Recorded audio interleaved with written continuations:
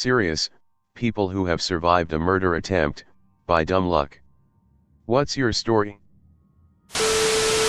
I was riding in a train across Eastern Europe.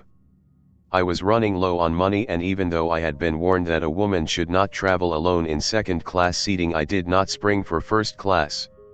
I was sitting alone in one of the compartments that seats 6. This was also a mistake, and a very stupid one, to sit alone.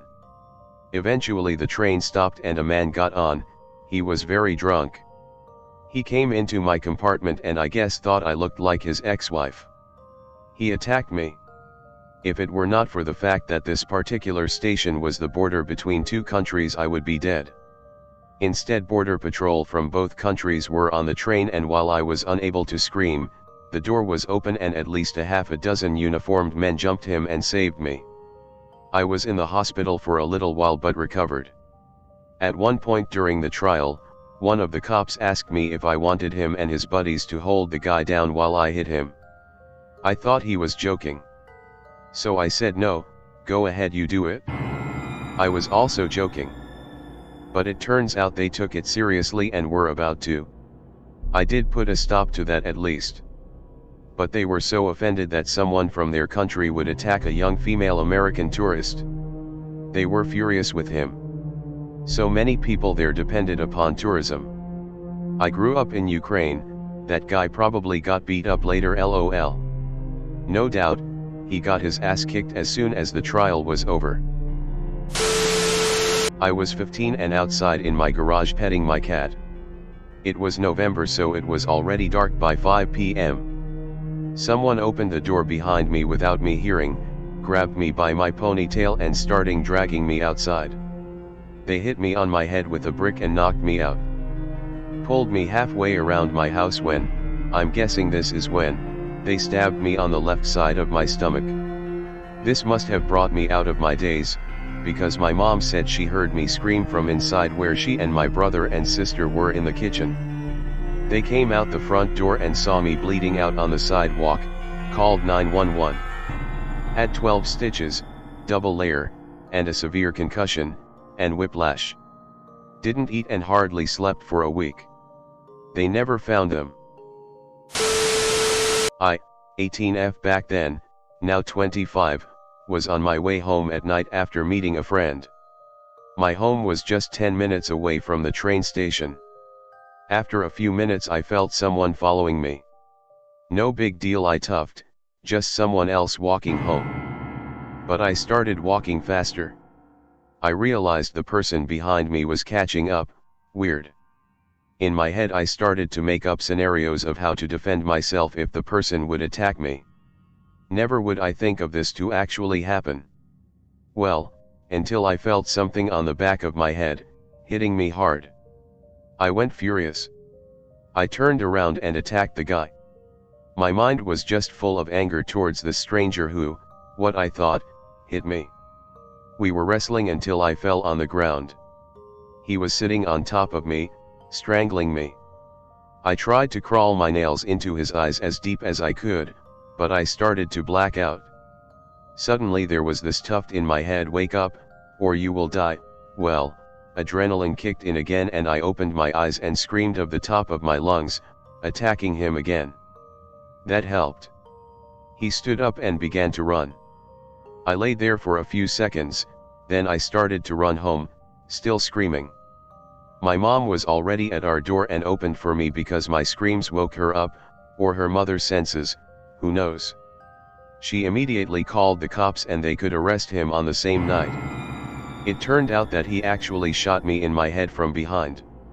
They assumed that the gun didn't work properly, the bullet didn't penetrate my skull and stuck in there, but as far as I know they never found out why the gun misfired. I'm glad though. He told the cops that he already followed me a few times in the past, but never had the guts to do it. He wanted to kill me and rape my dead body. I know that's a wild story. I have some Swiss newspaper articles as a source if someone cares though. Chilling with the brothers drinking at a park. As we drive off to leave, a car coming our way almost hits us. Driver obviously reacts like WTF and I guess the other car noticed. They turned around and caught up to us at a stop sign. Other driver asked if we had a problem, we told them stop driving like assholes. Then their back window rolls down and two guys in the back draw Glocks with drum magazines.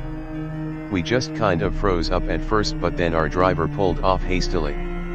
Later found out those guys got arrested for shooting someone else that same day.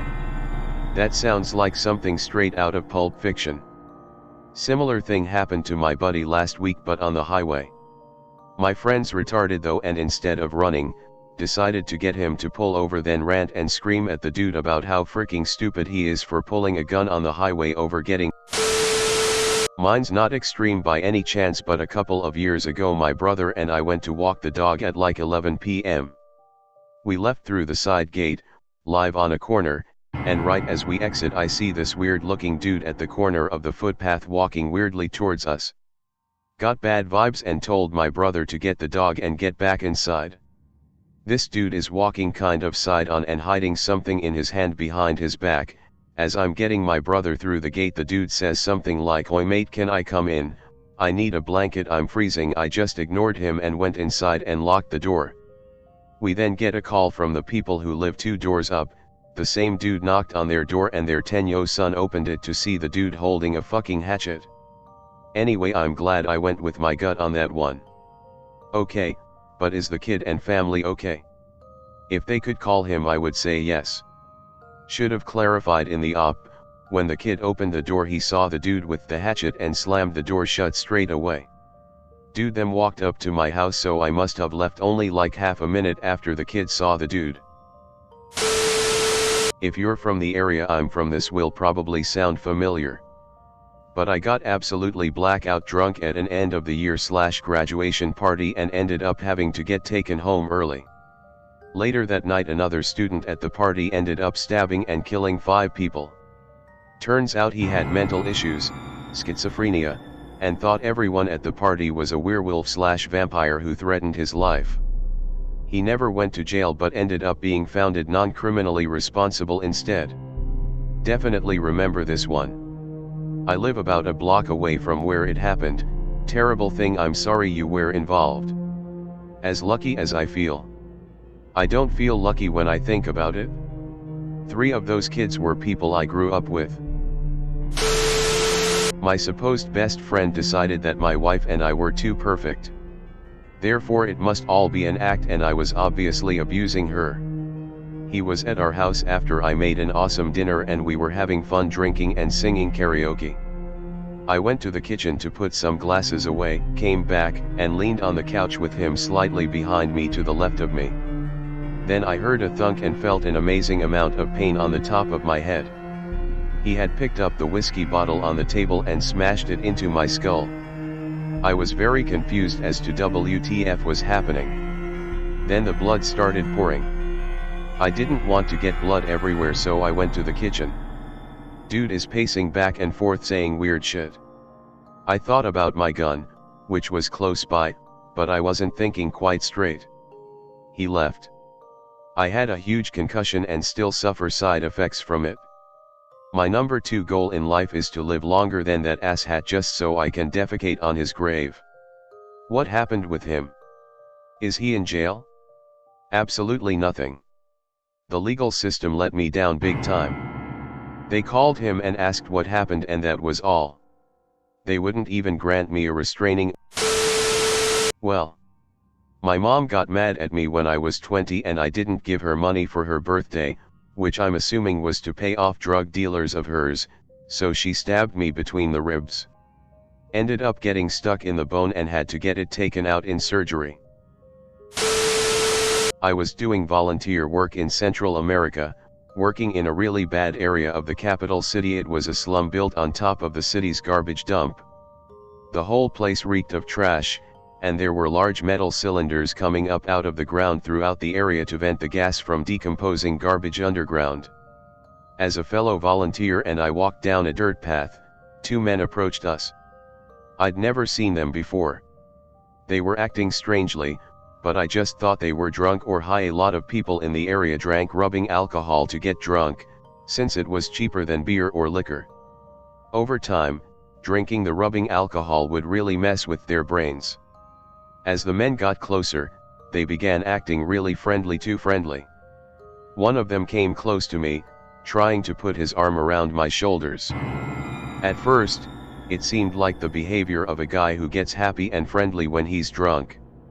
However, an alarm went off in my head, and I gently but firmly pushed him away. I tried to make it seem lighthearted and playful, like, "Hey, man. How's it going?" Affectionate shove. I didn't want to make a scene, since I was a gringo. I didn't want to seem like an ugly American. This went on over and over down the whole path. He'd get close, I'd shove him off, he'd come close again.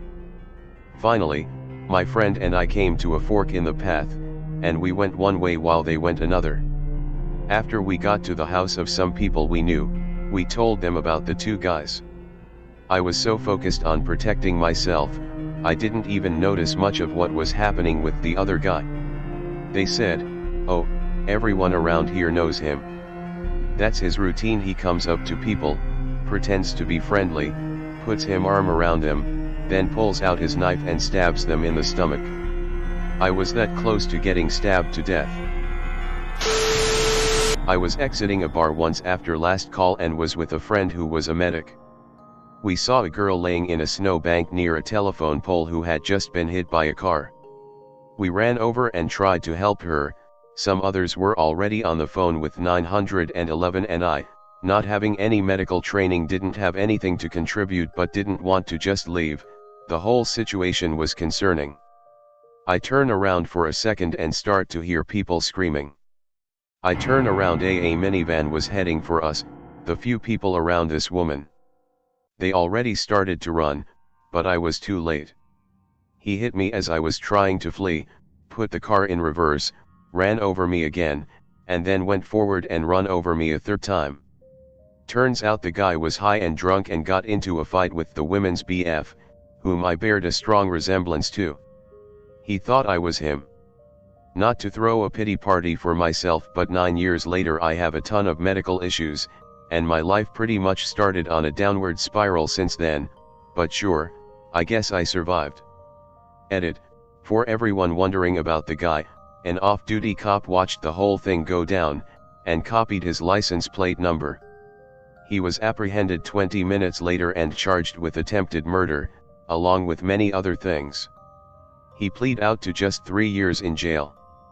He had actually killed someone else a few years before drunk driving. How they thought that was appropriate is beyond me. When I was 2 weeks into my first job as a 16-year-old, at a smoothie establishment that should be known to NBA fans, we were robbed.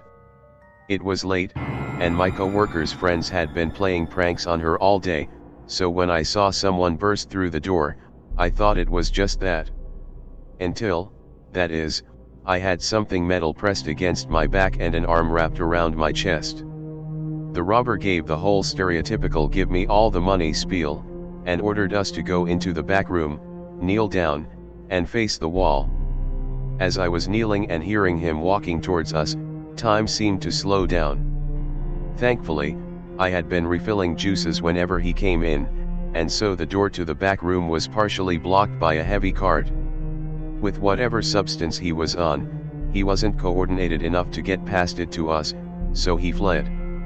He was followed by my co-worker's husband and caught.